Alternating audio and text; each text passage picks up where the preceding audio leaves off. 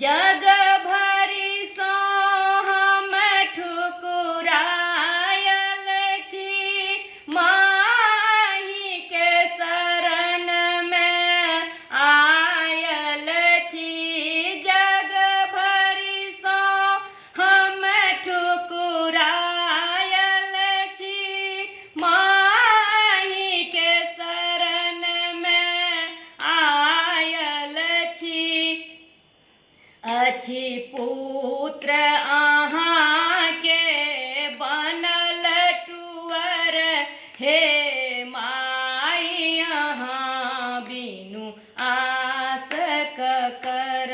जगदम्ब अहीं